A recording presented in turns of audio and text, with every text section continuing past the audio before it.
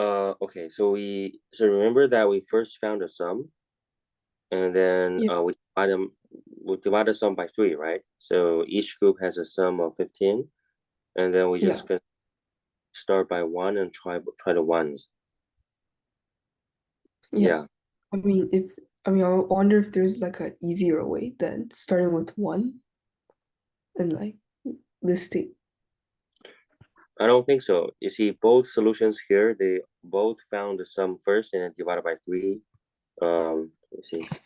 Let's look at the solution. So these are all the possible solutions. They first found the sum, and then they just gonna. You see, in the first solution, it's we'll just see the possible groups 9 can be with. You see, so you see in 9. Last time I mentioned that seeing 9 or seeing 1 is the same, right? Because 1 and 9, 1 is a minimum value, 9 is a maximum value. They're extreme values, right? They're the most extreme values. So you can either look at 1 or you can look at 9. Okay, Okay. and then in the second solution, it's basically the same. You see, second solution is basically looking at all the possible groups that can give you a sum of 15. And still, it's just trying. So second solution is even harder than first solution, because first solution, you just need to look at what groups can you have 9 in. But in second solution, they're looking at all the possible groups. Okay, so if Okay. you think when if we so say that we look at the possible groups 9 or 1 can be in. If you believe that's hard, then I think maybe you still miss the gist of this problem, because if you look at the groups that 1 or 9 can be with, it's actually pretty simple. Okay, so for example, let's look at what groups can we have 9 with. Now, the sum is 15, correct? If you have a 9 in it, then that means the sum of the other two numbers has to be 6, correct? Yeah. Yeah. And then if you want to look at 6, then there's only 2, 4, and 1, 5, correct? Yeah. That's it. So the answer is 2. Oh, Because oh. Okay. think about this. So for the 3 groups, one of the groups must have a 9 in it, right? Yeah. One of the 3 groups must have a 9 in it, because in the end, you have to use 1 to 9. You have to use all the numbers, right? So one of the groups must have a 9 in it. Then let's think about, if the group has a 9 in it, then what are the possible other two numbers, right? So 9, the other two numbers you must sum up to be 6. Then that's just 1 and 5, and then 2 and 4. Because if you use 3 and 3, you're using 3 twice. And there's nothing else. So the group of 9, the group with 9 in it, really restrict all the possibilities to just 2 possibilities, either this and this. And after that, we just need to confirm that both possibilities work. So we confirm that first work, we try it, 9 to 4, and we try something else. And yeah, okay. You see, Okay. it's not that hard, right? Oh, okay. Yeah. And then if you look at sorry, what's that? Okay. Any question? No. Okay. And then last time my method was to look at, because when I do it, I was looking at the groups that have 1 in it, right? So the solutions look at the group with 9 in it, but that's basically the same. Okay, so if you look at groups that with a 1 in it, that means the sum of the two other numbers must be 14, correct? Because the Yeah. sum is 15. Yeah. So the two other numbers has a sum of 14. So what two numbers can give you a sum of 14? 7 and 7 doesn't work, right? Because they're both 7s. Yeah. You could do 7 and 8. No, like the two Wait. numbers 14, right? You have a Yeah. 1 here. So 7, 7 doesn't work. Well, 7, 8 gives you a sum of 16, right? Mm, you could do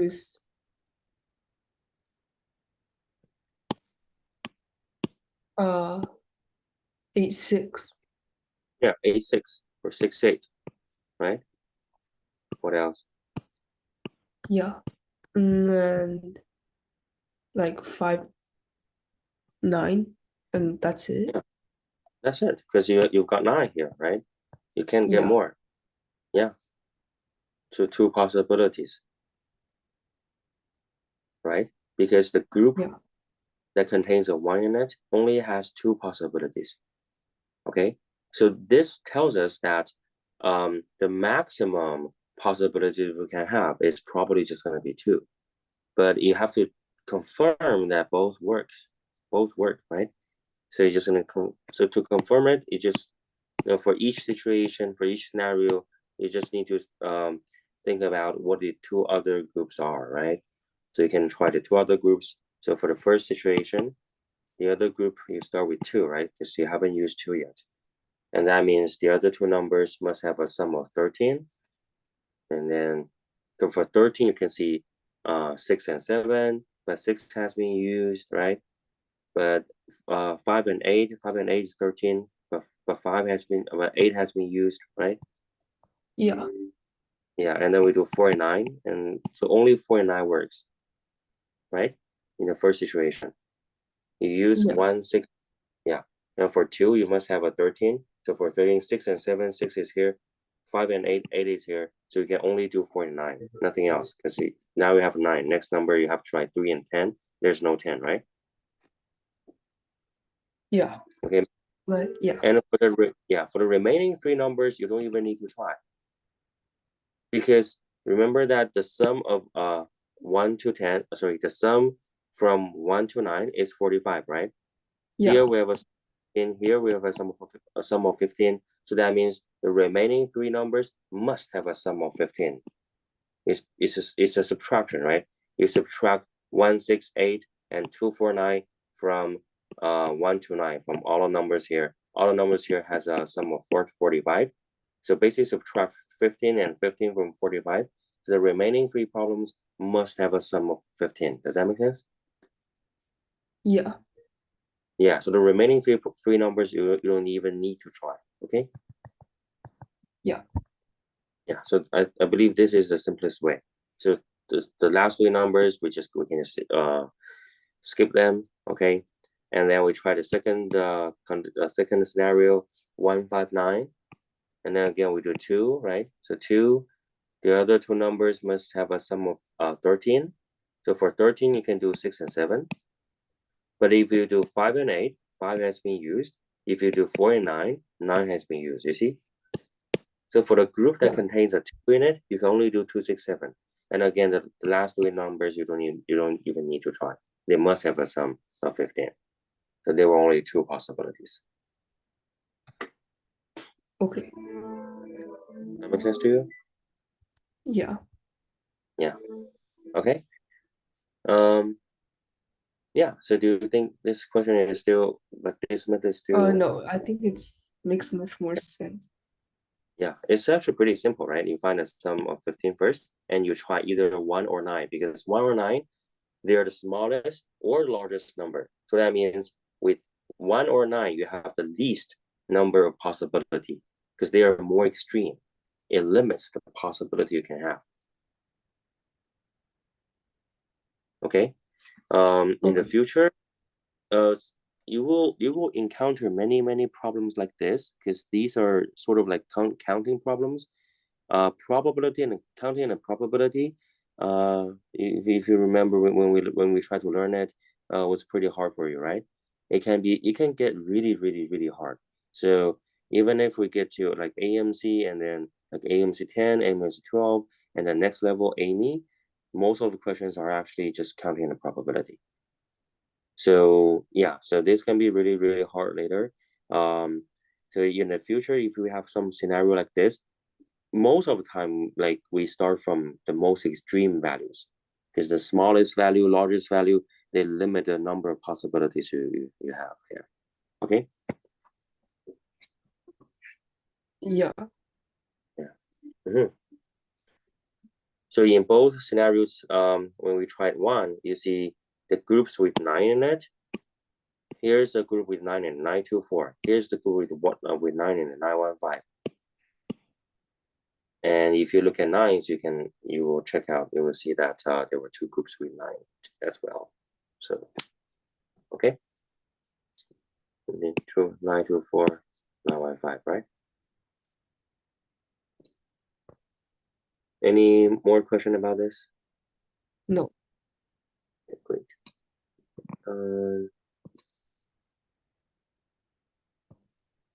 Okay, is there any more problem for any other problem? I think there's not much questions for the next like those ones. Okay, okay. Um,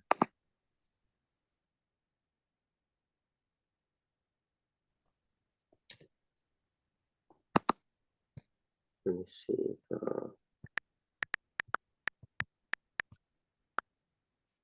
Amy.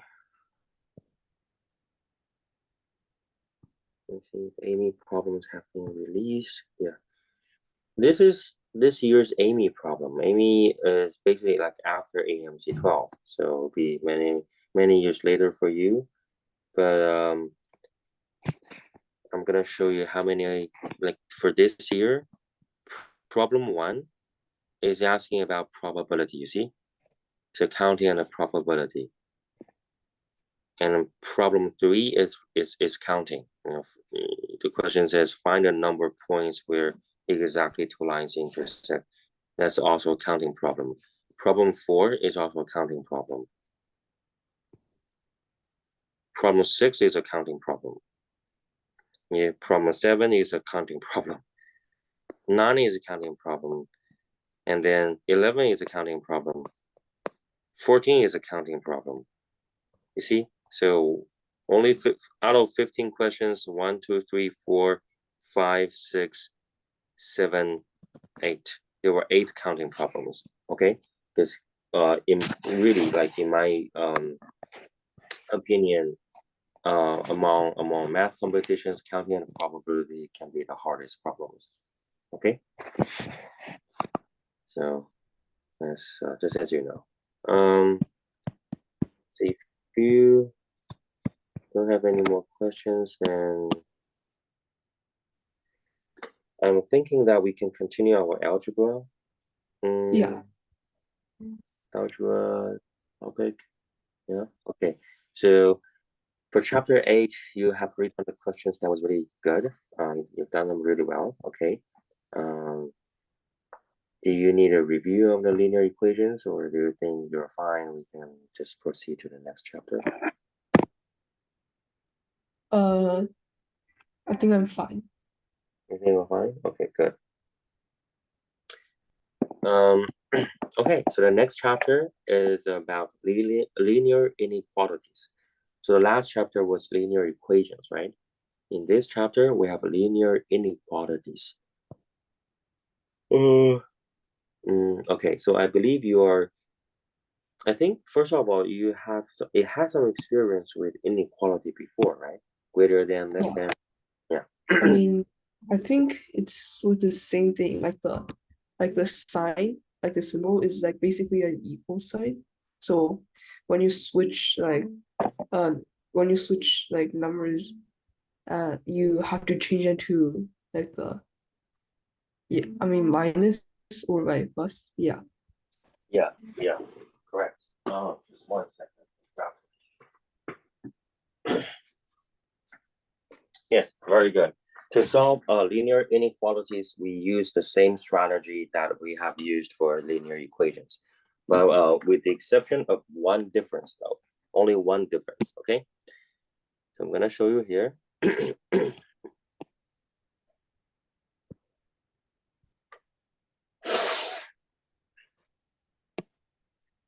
So for an inequality, we do everything the same as equations. So say that we have a less than b. So we can, as you say, we can add a number to both sides, right? We can subtract number from both sides. But for multiplication division, notice that if we time by a positive number, then that's the same as equations, or divided by a positive number. So in multiplication division, we specify that this number has to be positive, okay? If Yeah. you multiply or divide it by a negative number, in other words, you have to like add a minus sign on both sides, then you have to switch the direction of the inequality. Did you know this before? Yeah. Okay, so if you time by a negative number, this time you actually have to switch the direction. You know the reason? So for example, an example would illustrate this principle pretty well. So say, 2 is greater than 1, right? But if you put a negative sign on both sides, -2 is less than -1, correct? And to Yeah. explain this is very easy because the number 2 is greater than 1. The bigger side, if you put a negative sign, it becomes negative, right? So it actually becomes smaller. Because for negative numbers, the value part, if the number is big, then it's more negative, right? So it's smaller, right? Okay. Okay, makes sense? Yeah. Yeah, okay. Another way to explain this is that say that you have -2 less than -1. If I want to change both sides to be positive, I have two ways. The first way is to time by -1 or divided by -1.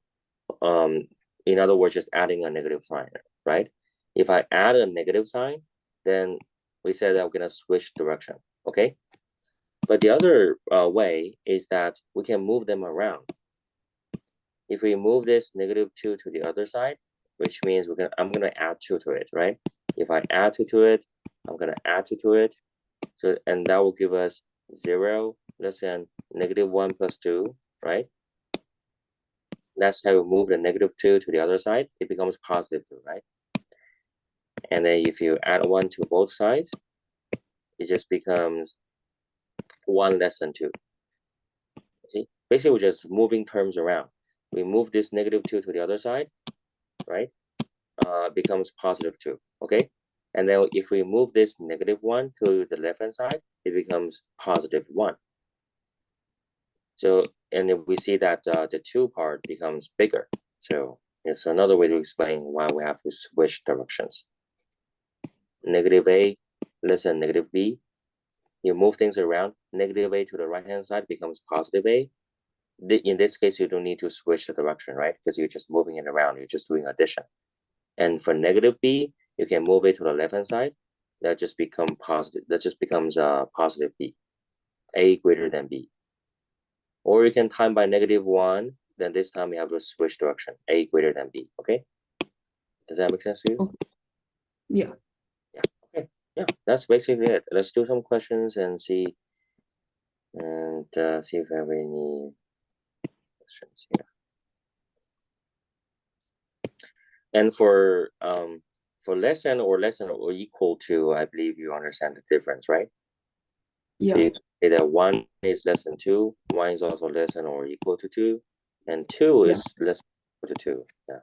Okay. So we call this strict inequalities. Sorry, this. Okay. This is strictly less than, and this is just less than or equal to. Okay. Yeah, just go over some names. So yeah, for less than or greater than without the equal to, we call them strict because, well, they are strictly greater than or less than, right? And yeah, for the ones with equal to, less than or equal to, greater than or equal to, we say they're non-strict inequalities. Okay. Okay.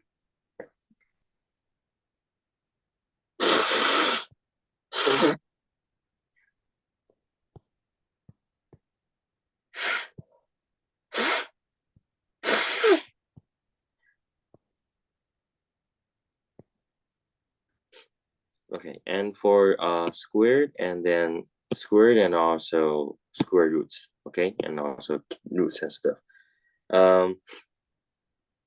So these are addition and subtraction, basically for arithmetic operations, right?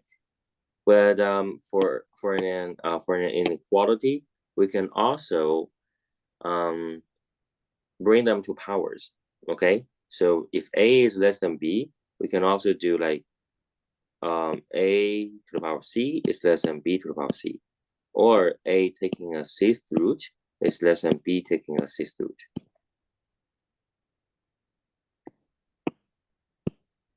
Okay? Okay. Yeah, so we can bring them to the same power or bring them to take them under the same radical. Okay, this is the same as equations. For equations, we can do this as well. But for this, notice that we have to specify that both A and B is positive. Okay, for that, if they become negative, this might not be true. Okay, so I'm gonna give you some example here. For example, if we just have like 1 is less than 2, then of course 1 squared is less than 2 squared, right? Or square root of 1 is less than square root of 2. This is pretty straightforward, right? Yeah. The problem with negative numbers is that if you have a negative number whose absolute value is greater than a positive number, then when you square it, it actually becomes bigger. So for example, like -3. -3 is less than 2. But if you square both sides, that's not true, right? If you square both sides, -3 squared, that's 9. It's actually greater than 2 squared, you see? Yeah. And the reason for this, I believe you understand, right? Because when you square it, you make every number positive, and then -3 actually have a greater value, what we say, okay? For any number, it has So a it's sign, it has a so you value. switch it. Yes. So yeah. No, you don't necessarily switch it because you might have like -1 less than 2, and in this case, -1 squared is actually smaller than 2 squared. So to determine whether or not if you switch it, you have to see the value part, okay? But for most of the time for like inequalities with like letters in it, because this time we have all the numbers in it, right? But if you have letters in it, you don't actually know if the left-hand side has a greater absolute value, right? For the negative part, you see, you really know if it is -3 or -1 if I switch it to x. So that means when we bring them to powers or bring them down to, with we take radicals on both sides. If both numbers are positive, then we can do it. Okay, because if both numbers are positive, then the smaller side must have a smaller value. Okay. Okay. Yeah, but if one of the numbers is negative, you don't really know. Because for the negative number, it can be smaller than the positive number when you square it, or it can be larger than the positive number when you square it. Does that make sense? Yeah. Yeah, okay, so when we do this, just make sure both numbers are positive. Okay, yeah, we'll solve some questions and we'll see. It's not that complicated. Then you can make sense of them, okay?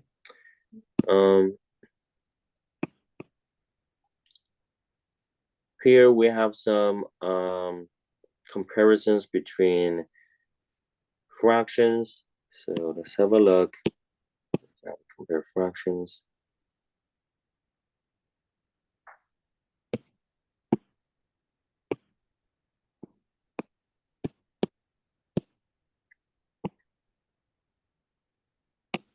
Okay, let's see. First question, which is larger, 9/21 or 5/6? How do you compare this? 506. 5/6, why?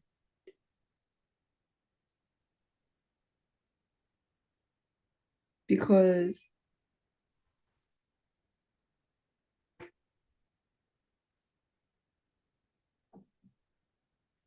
How did you know?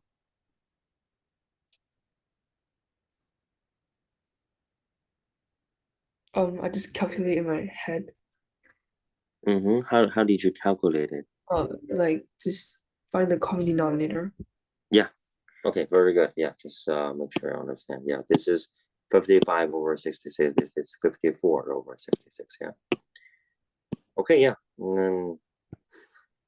For anything like this, you can just find a common denominator, right? But Yeah. this here is to see if what if we take a reciprocal. So 9 out of 11 is less than 5 out of 4. I'm sorry, 5 out of 6. Yeah. What if we take a reciprocal of both sides?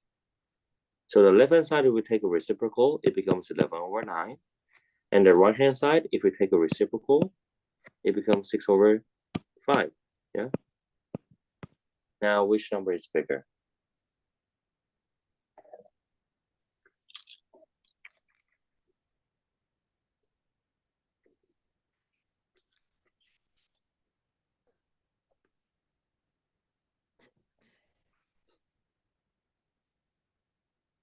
Then you could still do the same thing.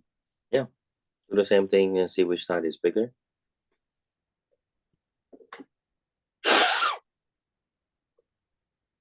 The other one, like the first one, like Yes. the 11 over 9. Yes. Very good. Okay. Very nice. And then for this it actually has the same thing. Okay. So basically, if you have a number, so let's just look at question E. Okay. So C and D can do the same stuff, right? Well, for question E, if X is greater than Y and both are positive numbers, what happens if we take a reciprocal of them? What do you think? Mm.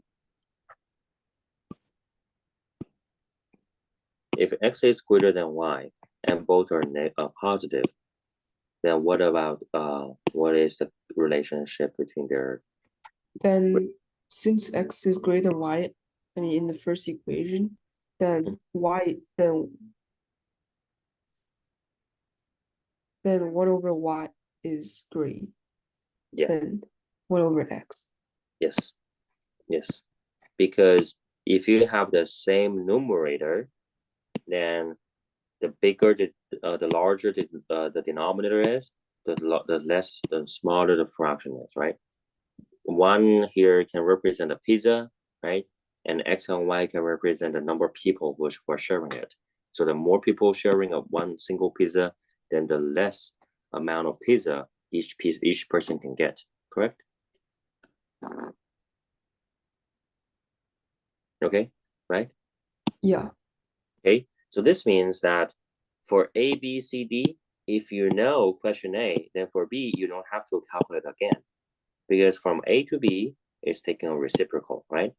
Both are positive, you're taking a reciprocal, then you need to switch the direction. Okay, this is one more thing. So other than adding negative signs, taking reciprocals requires we switch direction as well. Okay. Okay. Okay. Yeah. But notice that again, for this situation, you have to have both positive numbers. Okay. If you have a negative numbers, the story might be different. Okay. So say that, what if y here is negative? What if x is still greater than y, but x is positive and y is negative? Now in this case, 1 over x is still greater than 1 over y because 1 over x is positive, right? And then 1 over y is negative. Okay, x is positive, y is negative. So 1 over x is positive, 1 over y is negative. So even though you still have x greater than y, because for this 0, I can wipe it out, right? I'm putting 0 here to show you x is positive, y is negative, okay? So if x is greater than y, you might not need to switch the direction if one is positive and the other one is negative, you see? Okay, so that means if both numbers are positive, you can switch the direction. If they were positive and negative, you might have to look at details. You have to try to figure out what's happening here. Okay. Okay. Yeah, so this is similar to what? This is similar to the square part that I just talked about. Okay, remember for the square thing, if both are positive, you can square them, that's fine. You don't have to switch the direction. But if one of the numbers is negative, you don't really know, right? Okay. Always pay attention to these details. of inequalities. Any question? Okay. Yeah, I mean, no. No. Um,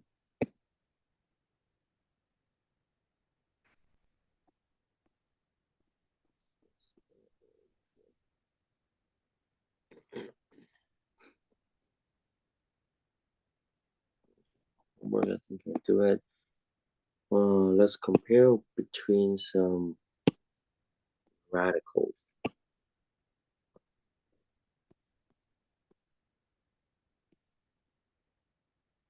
Okay, so question A, which number is larger, root 2 or root 3?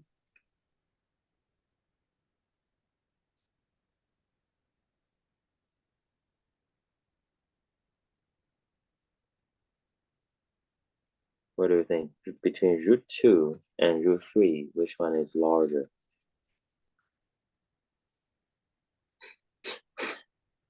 Mm. I think it's root 3, obviously. Yeah, but why? But since two numbers must times by each other to give the root. Oh no, Mhm. Yeah, in other words, you yeah, can square both sides, right? So recall yeah, that because both of them are positive, then we can just square both of them. So if you square them, 1 is to 1 is 3, so root is obviously larger. What about B?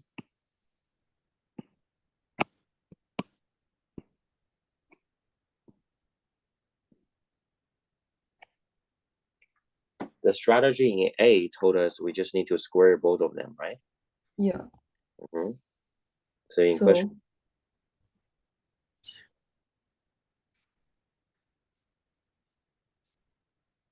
So the 6 root 2. mhm. and and what is the reason here? I mean, I just squared both sides. You square both sides. Good. In your school, have you learned how to so just by the way, this is called a mixed radical, and something like this is called an entire radical. Have you learned that in your school? Okay, so for example, well, you know how to simplify a radical, right? Let's say square root of 72. You can simplify it down to what? Uh, This, right? 6 root 2, because 36 times 2, right? It becomes 36 times 2. 36 is a perfect square, so it becomes 6 root 2, correct? Remember? I think you know this. yeah, Yeah? Okay. You definitely know this, right?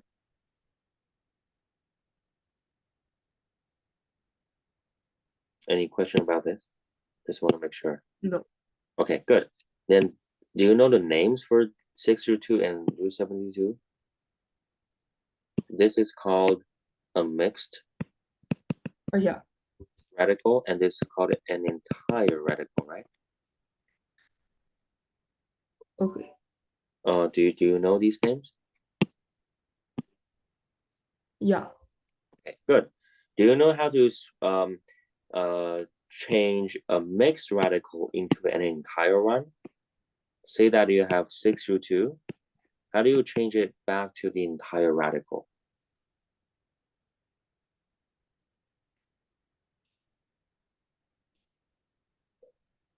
Have you learned that?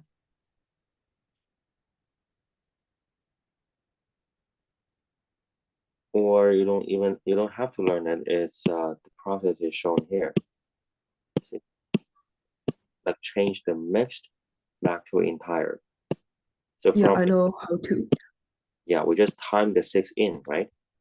Yeah, we're just like trying to find uh like a factor that's, I mean, that's a perfect square.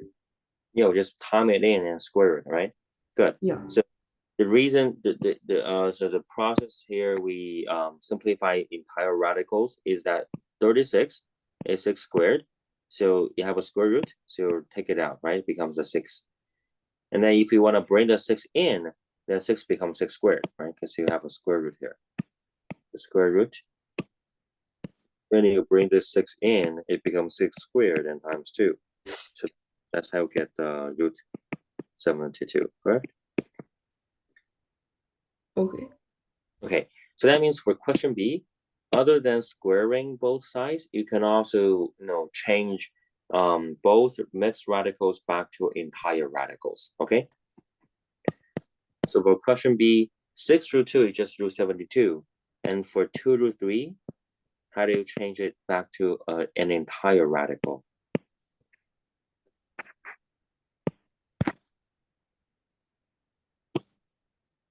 Then it's 4 times 3. Yeah, so yes, exactly. So 2 squared times 3, and that's only 12, right? So for root 12 and root 72, of course, root 72 is bigger. Should make sense to you? Yeah. And then just by the way, let's look at like cube roots and other stuff.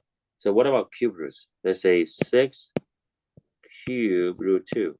How do you change this back to an entire radical? This is cube root, not square root.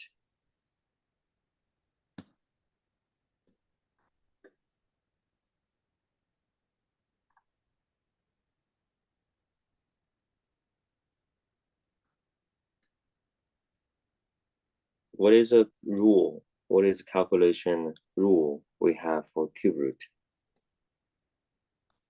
Then the number that's like squared must, I mean, after the process is then must,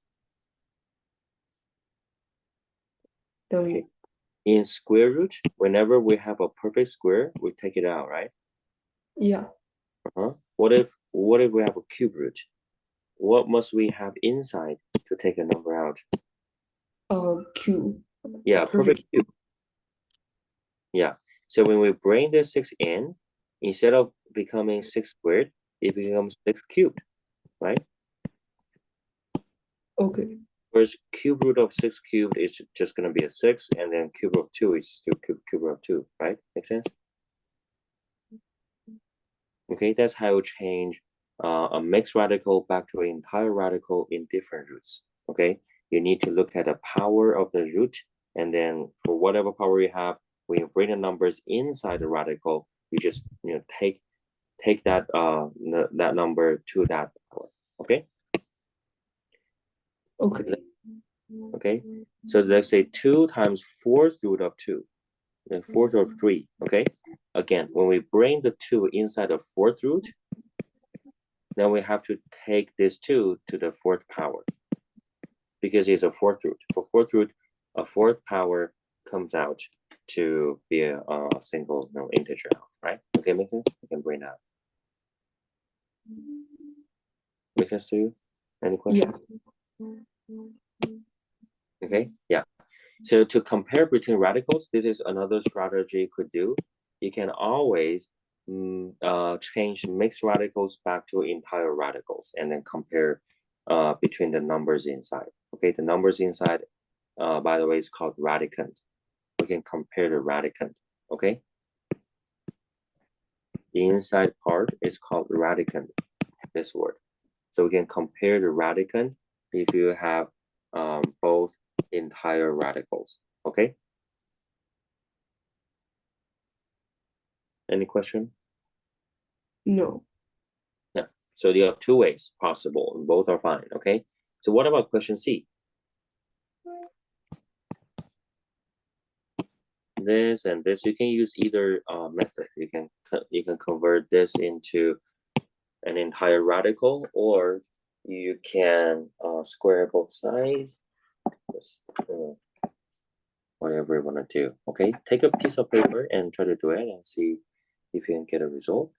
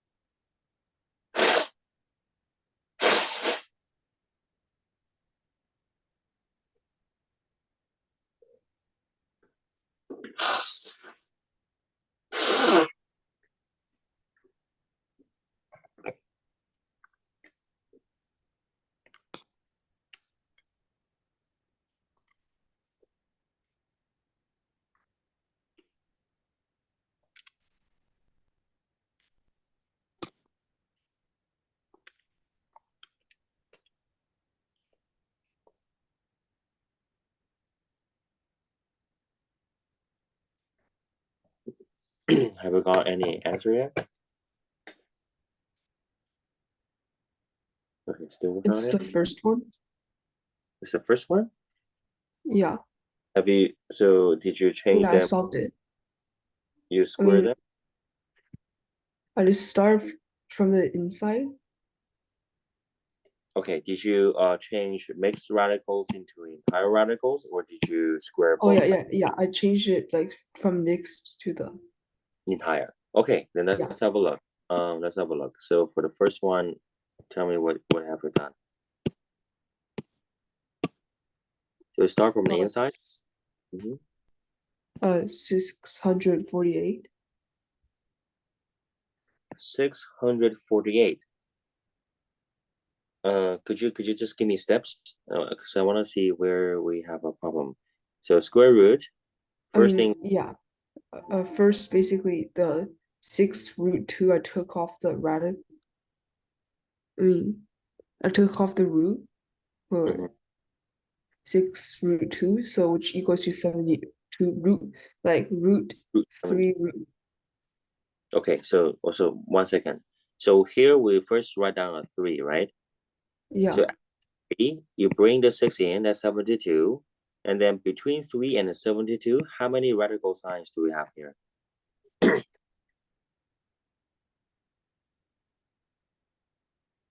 When you bring 6 into 2. 2, very nice, right?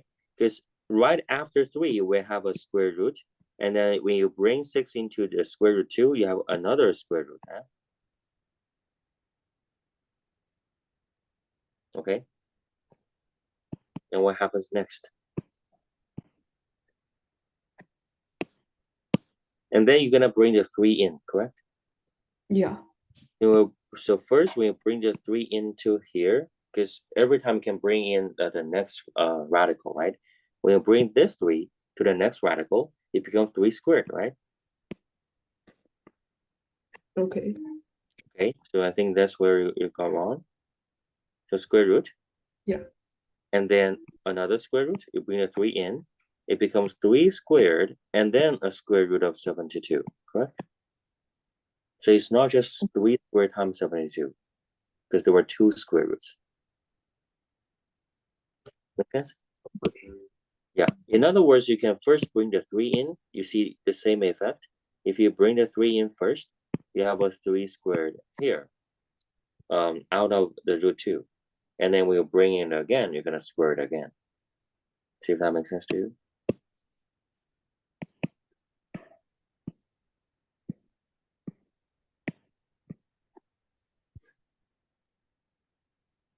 Okay, make sense?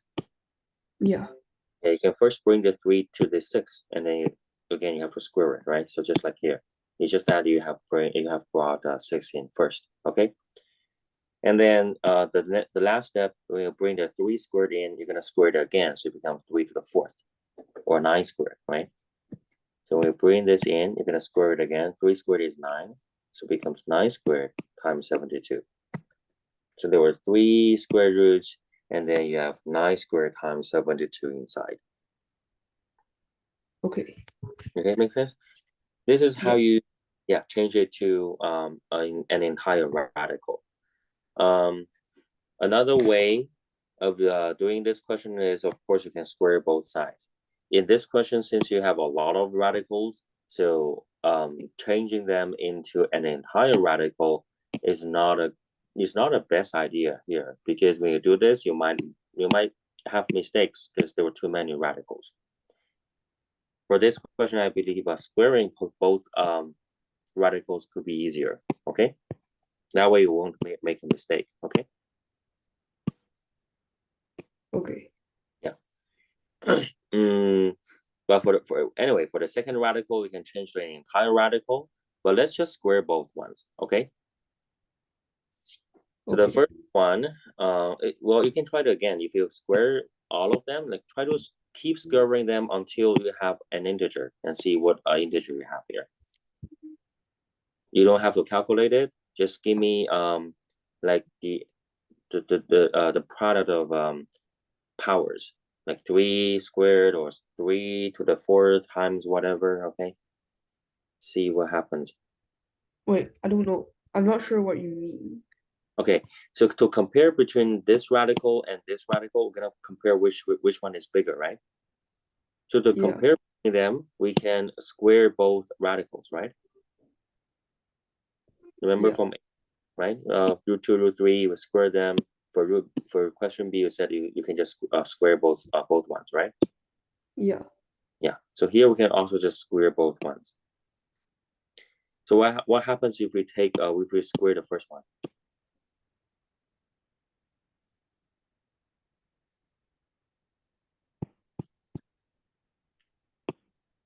Doing entire radicals is kind of hard because you have a lot of radicals here, right? So let's just square them, okay? For the first number, if you square it, what happens? It's like the 3. Yeah, just three, just this big radicals is gone, right? Yeah, Okay, so let me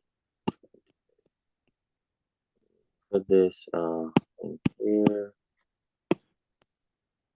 Okay, so you can square it. It becomes, well, the outmost radical signs cancel out with a square. You have 3 root 6 root 2, right? yeah. Mhm. What do we do next? There's still one more radical here, so that means we have to square it again, right? Yeah. So, which is Mhm. 18 root 2. No, Hey, wait, no, mhm. 54 root 2. Very nice. Yes. So when we square this, it becomes 3 squared. So because we have to distribute, right? 3 squared and this square root squared, and you cancel that out. So it becomes 3 root 3 squared times 6 square root 2, right? Which is Yeah, 52. Very good. And then in the end, we have to square it again to get an integer, correct? yeah.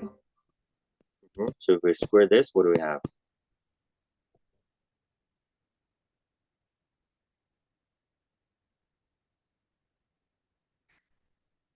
You don't have to calculate. Let's just say we have 54 squared times 2, right? Yeah, Okay. Yeah, so that's how we deal with the first radical. You can change it to an entire radical, but pay attention to the number of square roots here, or you can just keep squaring them, keep squaring it until you have an integer, correct? yeah, Okay, and then we have to do the same thing for the next radical, and then we can compare between them, right? So let's first change it to an entire radical and see if you understand how to do here, okay? How do we change it into an entire radical? basically we could first simplify 2 root 3, which Mm-hmm. is the radicand. The first one is 6, and then there's 2 root because yeah, and then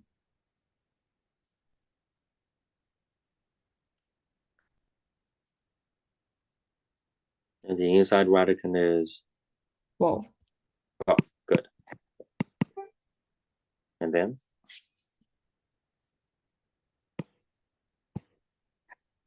and then for I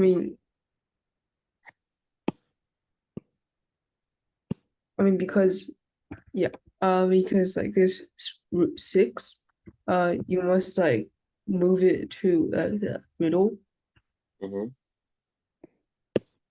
so which equals to 36. Mm-hmm. The 6 squared, the 12. Yeah, and then basically do the final one, which is 36. No, 36 squared uh times 12. Very nice. Okay, very good. So if we change both radicals into entire radicals, this is the second radical, this is the first radical.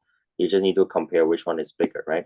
Is 36 squared times 12 bigger, or is 9 squared times 72 larger? Okay. Okay.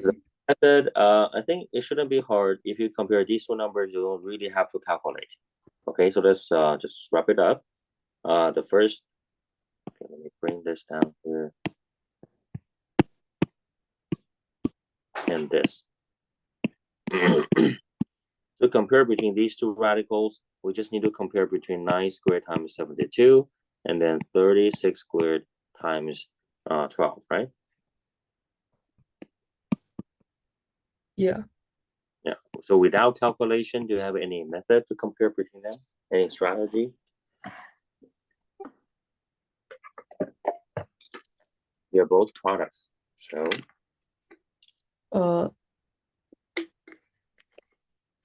You could just calculate it.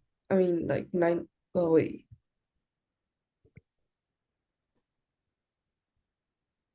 we can, since they're both products, we can divide by the same number, or can Oh, we find a could divide by 12. yeah, exactly. You can divide by 12. This is gone. This becomes 6, yeah. And then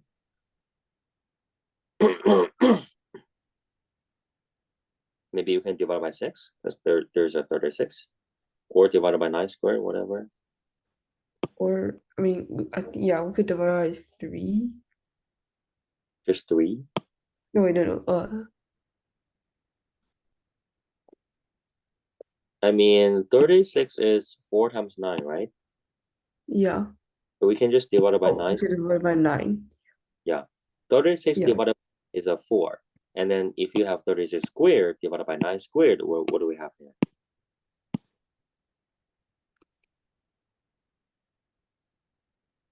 If you have a 9 and a 36, when you cancel out, it becomes a 4, right? What Yeah. if you have square? It's 4 squared. Wait. 4 squared, right? Yeah. Because there were just basically 2 copies of 36 and 9s. So in the end, they have 2 copies of 4s. Okay? Or let's review this power rule. If you have 36 squared divided by 9 squared, this is a fraction, right? Divided by, you have a square, so it becomes 36 divided by 9 squared, because they have the same power. It becomes 4 squared, yeah? Yeah. And in the end, we know that 4 squared is greater than 6. That's 16. So this is greater, and that means the second radical is greater. Make sense? Yeah. Yeah. Okay. For the second radical, you can also just using the second method, keep squaring it, and get a number in the end, and then compare the number in the end, right? So there were 2 ways. Just choose any way you prefer. Okay. Okay. Yeah. For the second way, it's just squaring. I don't think I need to illustrate it, right? You can just Yeah. Okay. It's just that changing mixed radicals into entire radicals, I believe, is worth us trying. Okay. And something about these like repeated radicals, a fact is that if you have square root of a, it's actually just gonna be a fourth root of a. So 2 square roots can be combined into a fourth root. I'm not sure. So have you learned this before? I don't think so. No.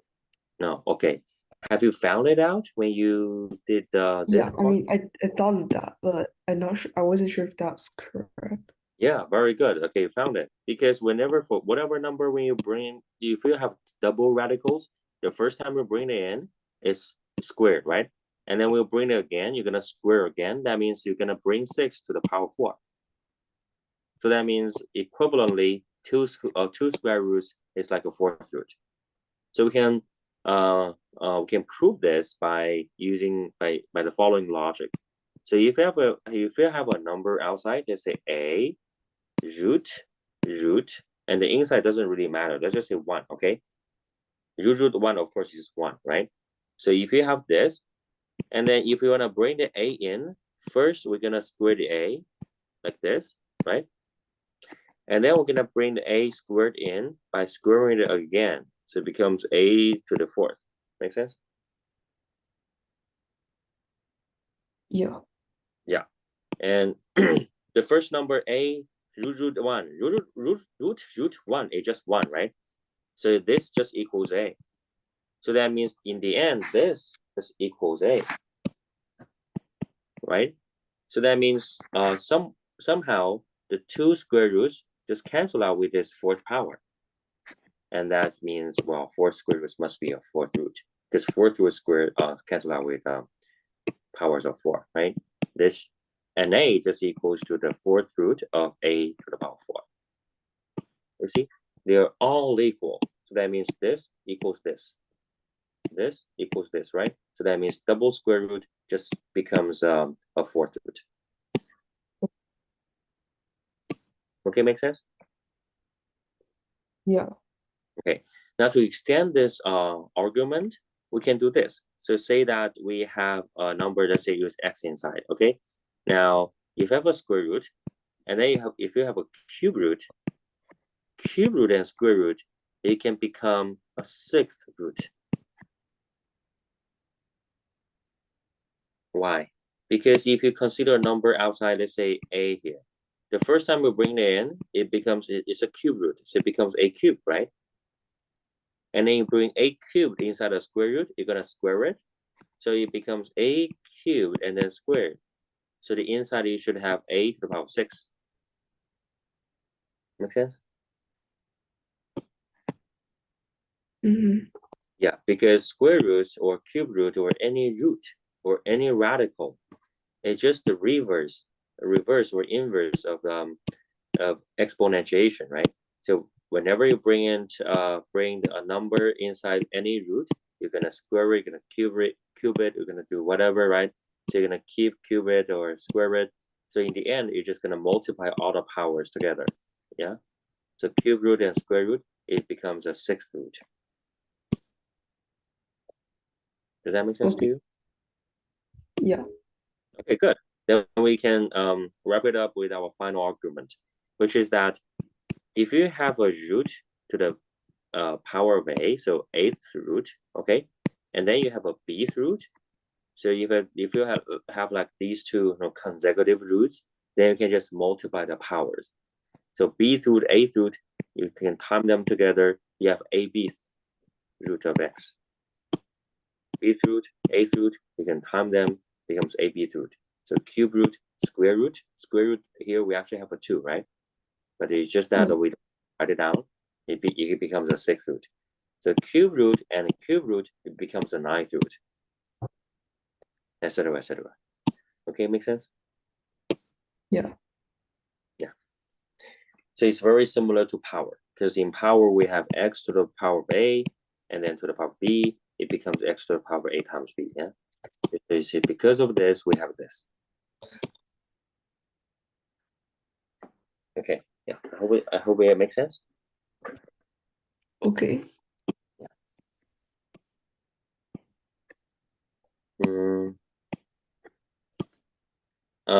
Yeah, later on, you will see that roots, a bth root or square root or cube root or any root like this is actually just a power. I'm not sure if you know this idea.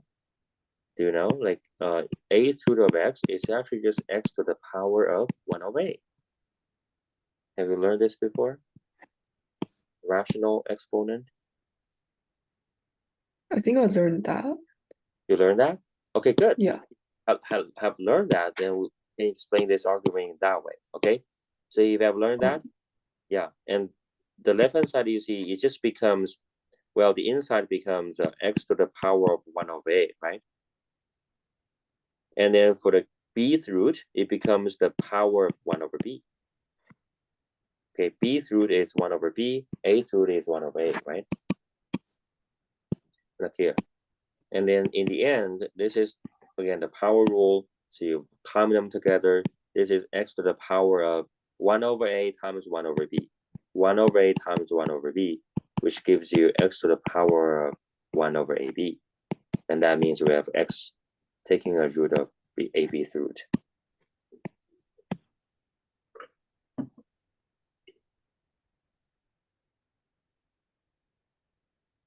Okay. Yeah. If you have learned rational exponents, just to review it, x bring to the power of b over a, the denominator becomes the root, right? So the eighth root, and then the numerator becomes its power. For the power, for this bth power, you can write it outside of the square root, sorry, eighth root. So you can also write, write it down like this, okay? Okay. Yeah. Do you know the reason for this? Do you need me to explain that, or are you fine? I think maybe you could like explain as a review. Okay, sure. So first let's understand why is this a root, right? Let's first try to understand this. So try to understand this, we can first look at maybe square root, okay? So now we know that x to the power x to the power of 1/2 is square root of x, right? But why is this true? So think about this. Square root of x times square root of x is x. That's what we know, right? And cube root of x times cube root of x times cube root of x. That just gives us x again. That make sense? Yeah. Right. Yeah. Okay. So now let's consider this. Let's just say if square root of x can be represented as a power, then what is that power? Let me write it down. So if root x can be written as a power, so we don't actually know the power, right? So we can write it as x to the power of a. Okay, that makes sense? Then what is this a? Then we can basically plug in, okay? Notice here, if square root of x is x to the power of a, then we can do x to the power of a times x to the power of a equals x, right?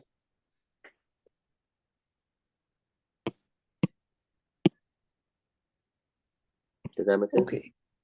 Square root of x, right? So we suppose that square root of x can be represented as a power of x. Then we don't actually know what power it is, then we can just do this, right? It's supposed to be x to the power of a and try to solve for a. Okay? How do we solve for it? It's x to the power of a. Do you have any idea? How do we simplify the left-hand side? I think you could do x to the power of a squared. You say a squared? Oh, wait. What is the rule here? It's, let's say 3 squared times 3 cubed. Does it equal to 3 to the power of 2 cubed? Or does it equal to something else? You have same base, different power, and you multiply them, the product rule.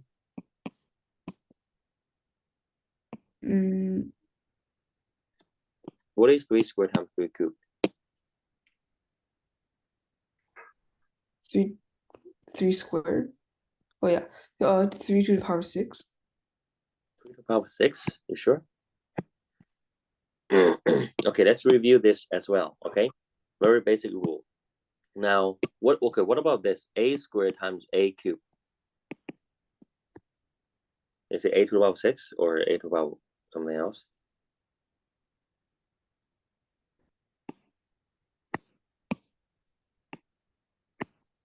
Okay, I guess we have to review it. So, Kevin, this is not a rule that you recite. It's a rule you understand, okay? It's not hard. So we all know that exponentiation means repeated multiplication, right? Yeah. So a cubed means that you have a times a times a, yeah? And the a Yeah. squared means that you have a times a.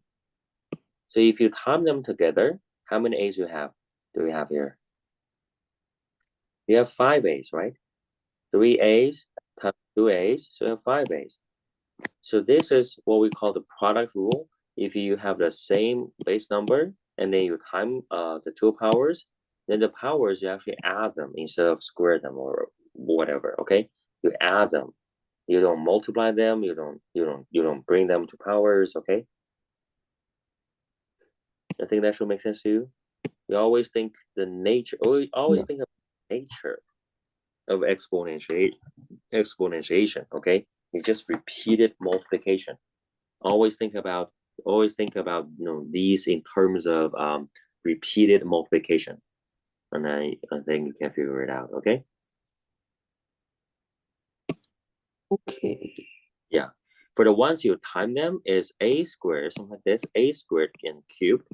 This is when you time them. Okay, because a squared and cubed, it just becomes, well, a squared times a squared times a squared, right? And then this is the product rule, right? You add them up, is 2 plus 2 plus 2. So that's 2 times 3, which is 6. Okay?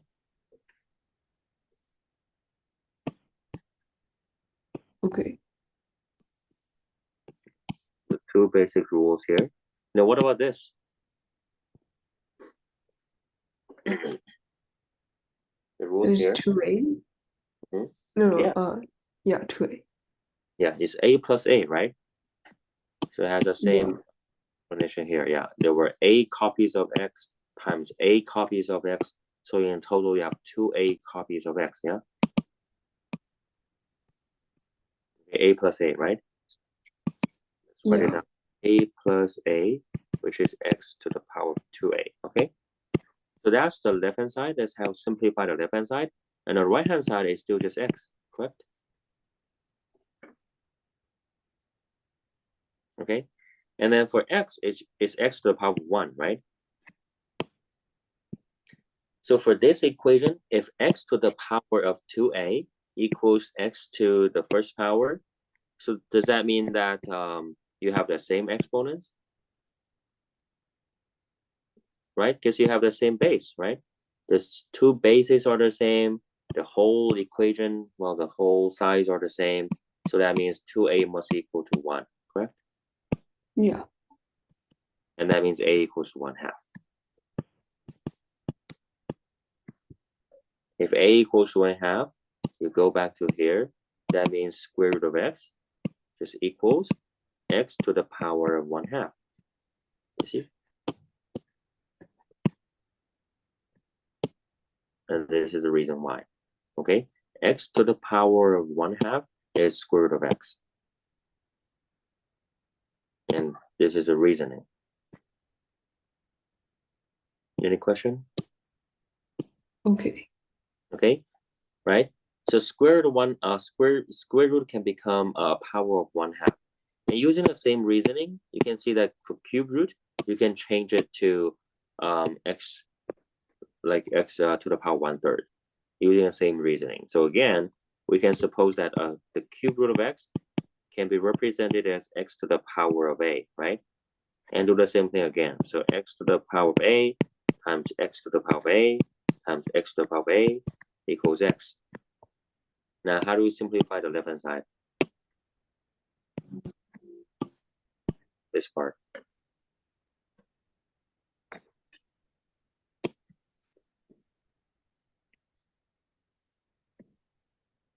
Remember this? X to the power. X and x to the power 3a. Yes, good. So x to the power of 3a. And again, the right-hand side is x to the power 1. So that's 3a equals to 1, right?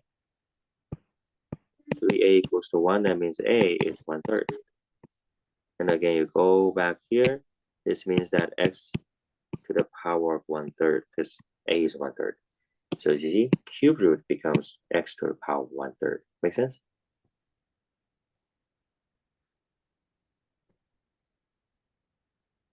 Okay. Okay, yeah. So yeah, so if square root is 1/2, cube root is 1/3. You will see that this continues, for any other root. So say x to the power. So let's say x taking, if it's a fourth root, you do the same thing, right? You're gonna have like 4 copies of fourth root of x, and you change all of them into x to the power a. In the end, you have x to the power 4a. So a is 1/4, etc., right? Yeah. Yeah. So yeah, so that's why x to the, if you take a square, if you take an nth root, it becomes x to the power of 1 over n. Using the same logic, okay? So nth root of x times nth root of x, you need nth root of x, right? You need n copies of nth root of x to make the product x, right? And do the same reasoning, and then you can get this. That make sense? Yeah. Yeah. Okay, so that's how we get the rational exponent. And the last step is to extend this to, well, what about the denominator, right? Sorry, what about the numerator? The numerator, well, we just use a power rule. So again, let's review this. A to the power of b and then to the power of c. We just saw this. It's just a to the power of bc, right? In this case, we know that if we have a taking a bth root, it's a to the power of 1 over b, correct? And now if you combine both rules, you will have the following. So if you have a to the power of c over b, it becomes a to the power of c over b is 1 over b times c, right? Okay, c over b is times c, right? We know what a to the power of 1 over b is, and also we know if you time the exponents, it's just power of a power, right? So it becomes a to the power of 1 over b and then to the power of c. That makes sense? C over b is 1 over b times c. And if we have 2 exponents time together, it becomes power of a power, right? So it becomes this. In other words, if you have this, you have this, right? You time them. You have 1 over b times c, c over b. Yeah. Okay. So in the end, a to the power of 1 over b, we have found that it is just a taking a bth root and then to the power of c. For the power of c, you can write it inside. It becomes bth root of a to the power of c. Doesn't matter. These both are fine. Okay. Yeah. Okay, makes sense? The reason why which the power inside is also because of this. Because let's look at the reason. Okay, you can also write it as a to the power of c times 1 over b. It's 1 over b times c. C times 1 over b doesn't really make a difference, right? In this case, you have a to the power of c to the power of 1 over b. Basically, we're just switching. We're just switching between a over 1 over b and c, right? Okay, and this just becomes, well, a to the power of c. 1 over b is to the bth power, the bth root. So bth root of a to the power of c. So that's why you can put the c outside or you can put c inside. Doesn't really make a difference.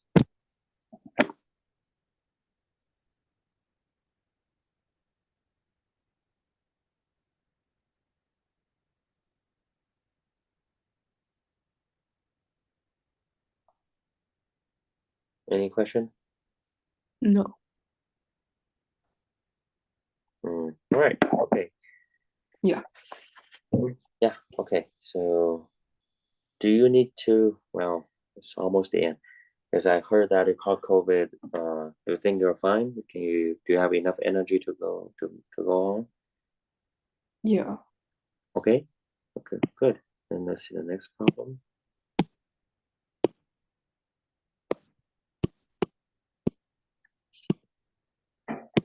So order the following numbers from least to greatest.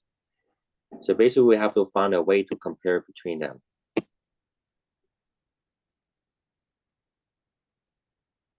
right? So how do we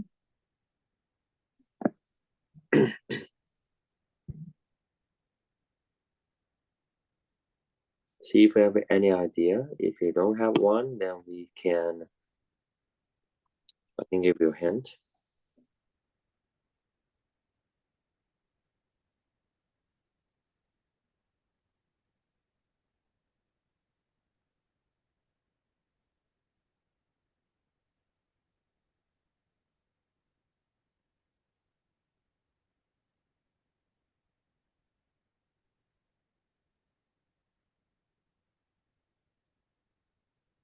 Hmm?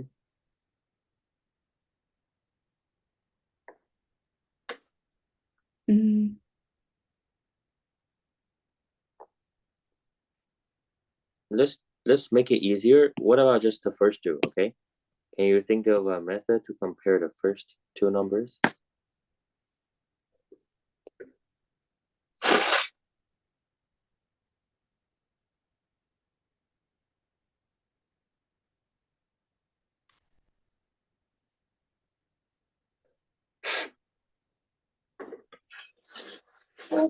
Mm, Mhm.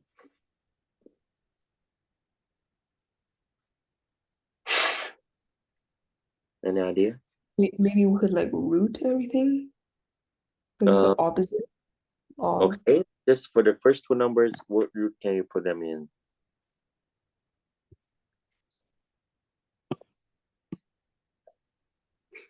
Let's just talk about the first two numbers and then we can move on to the other numbers.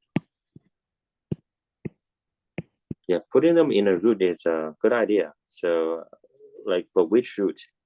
Square root? What is the best root that we can put both of them in so that we can bring them down to really small numbers and then compare between them? Like 200. 200? Yeah. Okay, so let's give it a try. If we bring both of them in, well, then the right hand side just becomes 3, right? The left hand side is the 200th root of 2 to the power of 300.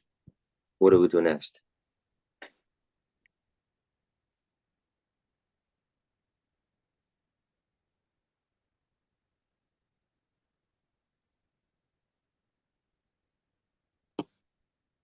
This is not easy to simplify, right? But we can use what we just learned, rational exponents, right? Yeah. So it becomes, So well, go ahead. so What it become 2 and then to the power of 200 2 over 3. Wait. Yeah, 3 over 2, right? Yeah, 3 over 2. Goes to top, 300, 200, the power of the root goes to the denominator. And you can cancel out 100. So that's 3 over 2. Good. So how do we compare between 2 to the, well, 2 to this and then 3?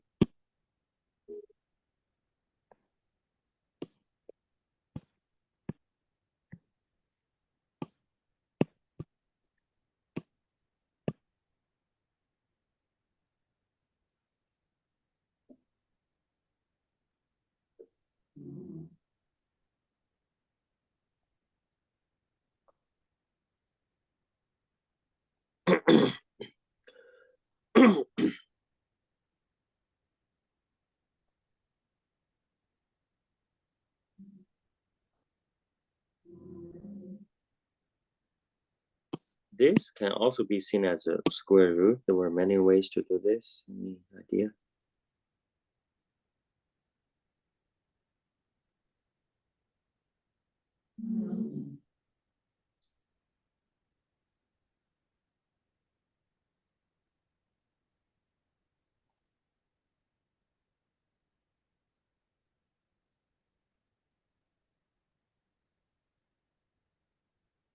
Then basically it's I think it's the 3. It's a 3. Why? How did you figure it out? I mean, I just timed the exponent. time the exponent. Okay, so let's explain this. Okay, there are many ways to do it. So first, you put 200 roots, right? That's good. That's a great idea. Okay, so this is method one. Okay, the problem with this method is that you end up with a rational exponent, right? Okay, now what do we do next? Since it has a rational exponent, what we can do is that, well, we have two ways. We can first change this rational root back to rational power, rational exponent back to roots, right? So over 2 means that you have a square root. So in this case, you just have a square root of 2 cubed, right?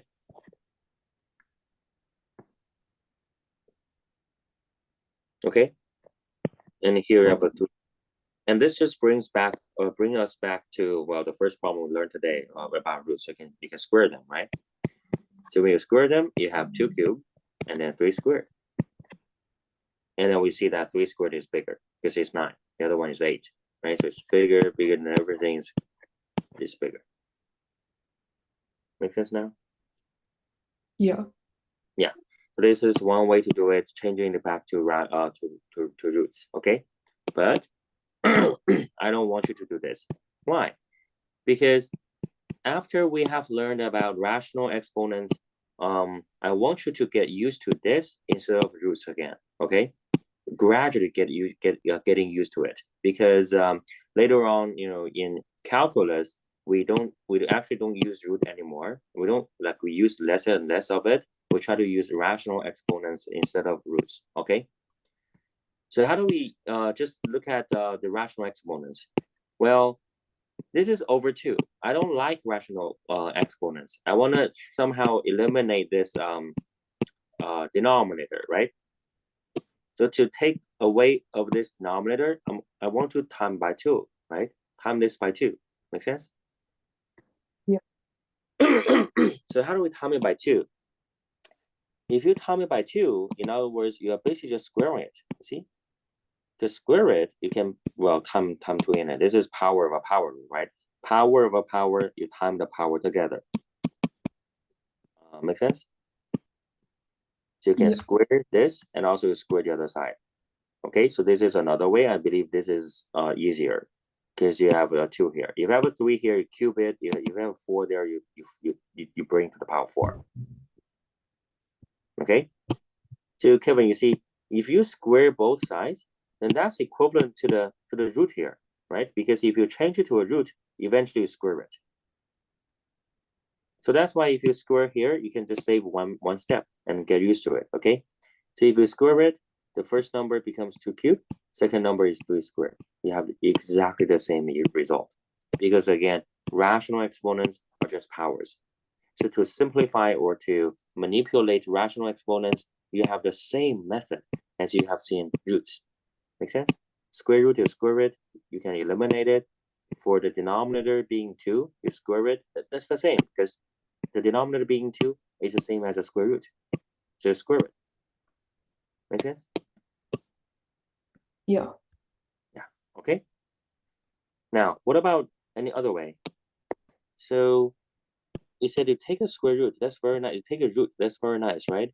But instead of taking a 200th root, can we take an easier root so that we get this result directly? What is the greatest common factor between 300 and 200? 100. 100, right? So why don't we just take 100th root? Right? If we take 100, yeah, we just get to, So so just divide by the exponent by the 100. yeah. So if you take, yeah, exactly, yeah. Take 100th root is to divide exponents by 100. So in other words, I'm gonna write it like maybe. So we can bring both numbers to 1/100th power, like this, right? Because we know that 100 is the greatest common factor. In this case, it just becomes 2 cubed or 3 squared. Bring both sides to the 1/100th power is the same as to bring both sides into an 100th radical and 100th root, correct? This is a 100th root, or 1 or 100th power, okay? Okay. It's easier. So the second way, make sense? So that means, so your idea is really good, okay? So that means we have yet another way is that we don't even need to bring both of them to a root. We can just simply factor out the 100, okay? So the first number, 2 to the 300, it becomes 2 to the power of 3 times 100, right? So it becomes 2 cubed to the power of 100. We just leave the power of 100 here.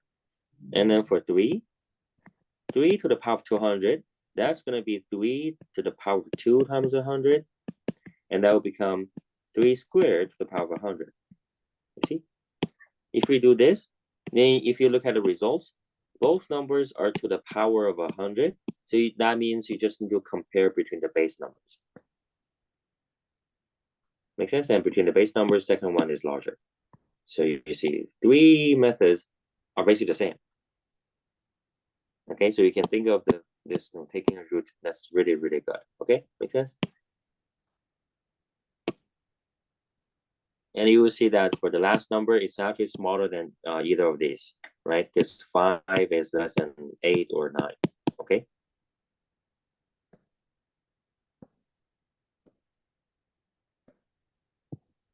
Make sense? Yeah.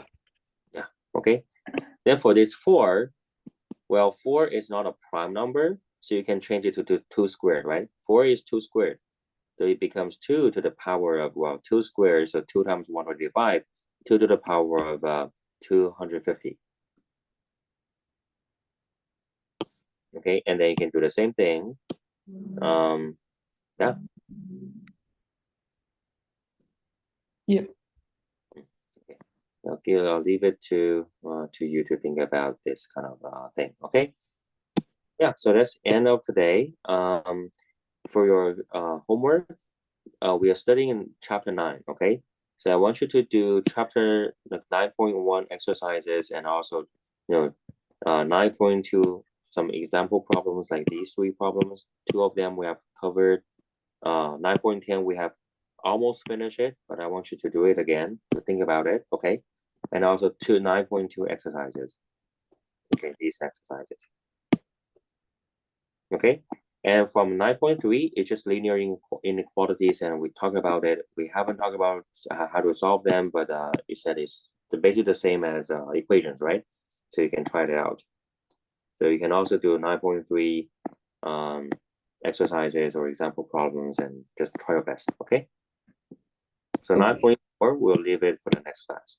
Because graphing it can be hard.